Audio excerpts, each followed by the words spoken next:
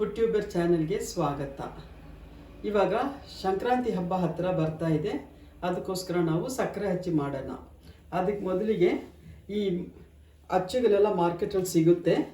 ಅದು ತಗೊಂಬಂದು ನೀರಿಗೆ ಒಂದು ಹಾಫ್ ಆನ್ ಅವರ್ ಮುಂಚೆನೇ ನೀರಲ್ಲಿ ನೆನೆಯೋಕೆ ಹಾಕಬೇಕು.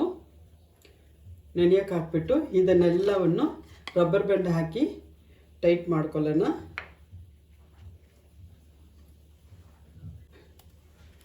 ನೋಡಿ, ಹಿಂಗೆ ರಬ್ಬರ್ ಬ್ಯಾಂಡ್ ಹಾಕ್ಕೋಬೇಕು.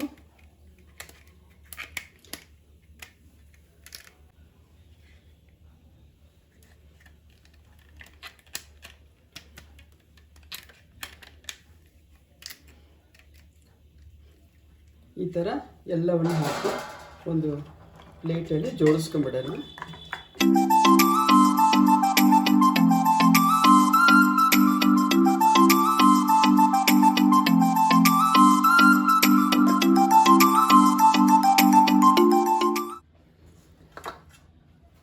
ನೋಡಿ ವೀಕ್ಷಕರೇ,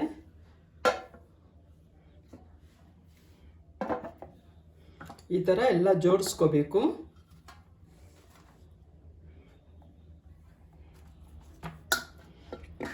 ಸ್ವಲ್ಪ ಗ್ಯಾಪ್ ಬಿಟ್ಟು ಇಟ್ಕೊಳ್ಳಿ, ಯಾಕೆಂದರೆ ಅದು ಪಾಕ ಹಾಕೋಕ್ಕೆ ಈಸಿ ಆಗುತ್ತೆ.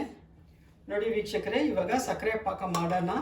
ಬೆಳಿಗ್ಗೆ ಒಂದು ಟ್ರಿಪ್ ಮಾಡಿದ್ದೀನಿ ನಾನು, ಅದರಲ್ಲೇ ಮತ್ತೆ ಇನ್ನೊಂದು ಸತಿ ನಿಮಗೆ ತೋರ್ಸೋಕ್ಕೋಸ್ಕರ ಅದನ್ನೇ ಇಟ್ಕೊಂಡಿದ್ದೀನಿ. ಕುಕ್ಕರ್ ಏನಕ್ಕೆ ಇಟ್ಕೊಂಡಿದ್ದೀನಿ ಅಂದರೆ ಇದು ಸ್ವಲ್ಪ ದಪ್ಪ ಇದೆ. ಯಾವಾಗಲೂ ಇದು ಮಾಡಬೇಕಾದ್ರೆ ದಪ್ಪ ಪಾತ್ರೆ ಇಟ್ಕೋಬೇಕು.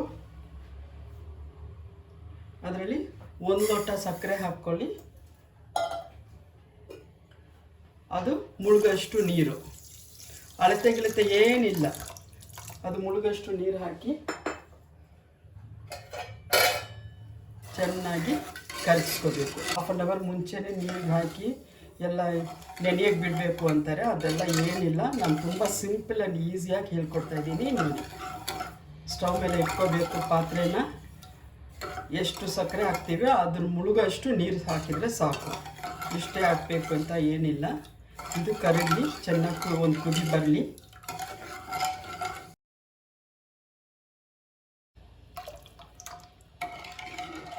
ನೋಡಿ ವೀಕ್ಷಕರೇ, ಸಕ್ಕರೆ ಕರಗ್ತಾ ಇದೆ. ಇದೇನು ವೇಸ್ಟ್ ಆಗಲ್ಲ. ಸೈಡಿಗೆಲ್ಲ ಅಂಟ್ಕೊಂಡಿದ್ರು ಅದು ಎಲ್ಲ ಕೆಳಗೆ ಬಿದ್ದುಬಿಡುತ್ತೆ.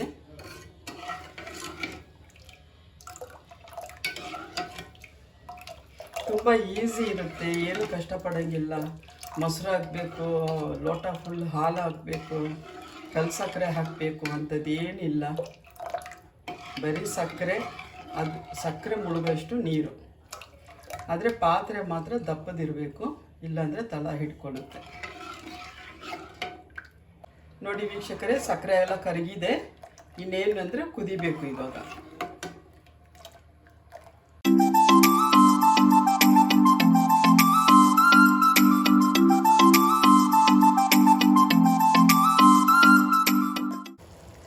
ನೋಡಿ ವೀಕ್ಷಕರೇ, ಈ ಸ್ಟೇಜಲ್ಲಿ ಇದು ಚೆನ್ನಾಗಿ ಕುದೀತಾ ಇದೆ. ಈ ಸ್ಟೇಜಲ್ಲಿ ಒಂದು 1/4 ಲೋಟ ಹಾಲು ಹಾಕ್ಕೋಬೇಕು.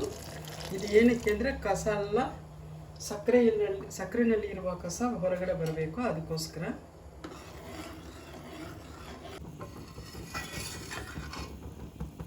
ನೋಡಿ, ಎಲ್ಲ ಸಕ್ಕರೆನಲ್ಲಿ ಇರೋ ಗಲೀಜೆಲ್ಲ ಬಂದಿದೆ. ಇವಾಗ ಇದನ್ನು ಫಿಲ್ಟರ್ ಮಾಡ್ಕೊಳ್ಳೋಣ.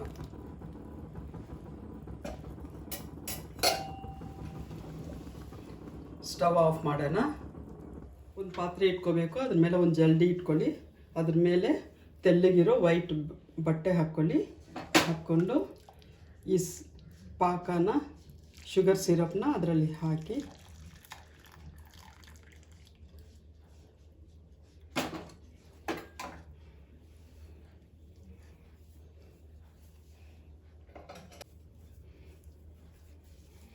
ನೋಡಿ ಎಷ್ಟು ಡಸ್ಟ್ ಬಂದಿದೆ. ಇದು ನಮಗೆ ಬೇಡ, ಇದು ಬಿಸಾಕೋಣ.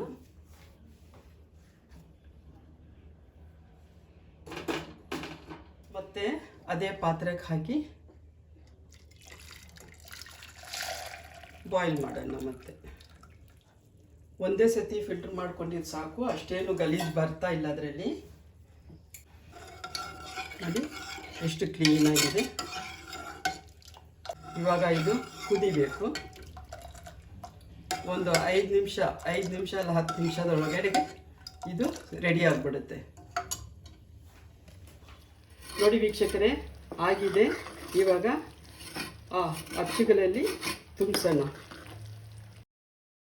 ನೋಡಿ, ತೆಂಗಿನ ಎಣ್ಣೆ ಪ್ಯಾರಾಶೂಟ್ ಕೊಕೊನಟ್ ಆಯಿಲ್ಲು ವಿಂಟರ್ ಸೀಸನ್ಗೆ ಹೆಂಗೆ ಆಗುತ್ತೆ ಗಟ್ಟಿಗೆ, ಹಂಗಿರಬೇಕು ನೋಡಿ ಆ ಕನ್ಸಿಸ್ಟೆನ್ಸಿ.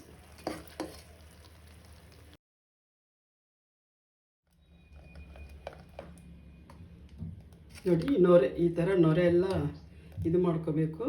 ಮಾಡಿಕೊಂಡು ಒಂದೊಂದಕ್ಕಾಗಿ ಹಾಕೋಣ.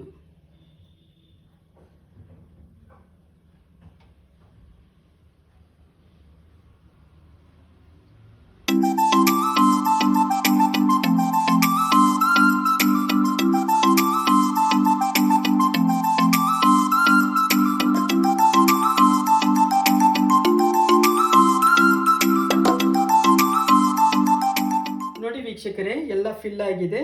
ಇವಾಗ ಇದು ಒಂದು 5 ನಿಮಿಷ ತಣ್ಣಗಾಗಲಿ, ಆಮೇಲೆ ನಾವು ಓಪನ್ ಮಾಡೋಣ. ನೋಡಿ ವೀಕ್ಷಕರೇ, ತಣ್ಣಗಾಗಿದೆ. ಇವಾಗ ಇದನ್ನು ಓಪನ್ ಮಾಡೋಣ.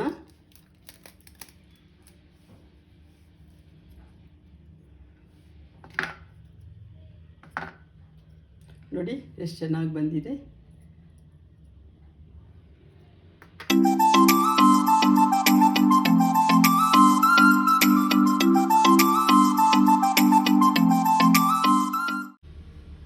ನೋಡಿ ವೀಕ್ಷಕರೇ, ತುಂಬ ಕರೆಕ್ಟಾಗಿ ಬಂದಿದೆ, ತಣ್ಣಗಾಗಿದೆ.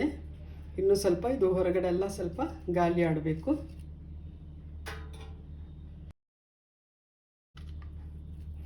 ಬಾಯಲ್ಲಿ ಇಟ್ಟರೆ ಹಂಗೆ ಕರಗಬೇಕು, ಅಷ್ಟು ಸಾಫ್ಟ್ ಇದೆ. ನೋಡಿ ವೀಕ್ಷಕರೇ, ಇಷ್ಟೆಲ್ಲ ರೆಡಿಯಾಗಿದೆ. ಇದರಲ್ಲೇ ಬೇಕಾದರೆ ನೀವು ಕೇಸರಿ ಕಲರು ಹಾಕ್ಕೋಬೋದು, ಪಿಸ್ತಾ ಕಲರ್ ಹಾಕ್ಕೋಬೋದು. ನಾನು ಇನ್ನೂ ಸ್ವಲ್ಪ ಅದನ್ನೆಲ್ಲ ಇದೇ ಸೇಮ್ ಪ್ರೊಸೀಜರಲ್ಲಿ ಸ್ವಲ್ಪ ಕಲರ್ ಆ್ಯಡ್ ಮಾಡ್ಕೋಬೇಕು. ಆವಾಗ ತುಂಬ ಇನ್ನೂ ಕಲರ್ಫುಲ್ ಆಗಿರುತ್ತೆ. ನಾನು ಇದು ಫಸ್ಟ್ ಟೈಮ್ ಮಾಡಿರೋದು ವೈಟ್ ಮಾಡಿದ್ದೀನಿ. ವೈಟ್ ಮಾಡಿಕೊಂಡು ಆಮೇಲೆ ಸ್ವಲ್ಪ ಕಲರ್, ಯಾವ ಕಲರ್ ಬೇಕೋ ಆ ಕಲರ್ ಸೆಲೆಕ್ಟ್ ಮಾಡ್ಕೊಳ್ಳೋಣ. ಇದು ತುಂಬ ಈಸಿ ಇರುತ್ತೆ. ಬರೀ ಸಕ್ಕರೆ, ನೀರು, ಒಂಚೂರು ಹಾಲು ಅಷ್ಟೇ, ಬೇರೆ ಏನೂ ಆ್ಯಡ್ ಮಾಡೋಂಗಿಲ್ಲ. ತುಂಬ ಈಸಿ ಇದೆ. ನನ್ನ ಚಾನೆಲ್ ನಿಮಗೆ ಇದು ಮಾಡಿರೋದು ನಿಮಗೆ ಇಷ್ಟ ಆದರೆ ಸಬ್ಸ್ಕ್ರೈಬ್ ಮಾಡಿ, ಲೈಕ್ ಕೊಡಿ, ಬೆಲ್ ಐಕಾನ್ ಟಚ್ ಮಾಡಿ, ಫ್ರೆಂಡ್ಸ್ಗೆ ಶೇರ್ ಮಾಡಿ. ಧನ್ಯವಾದಗಳು.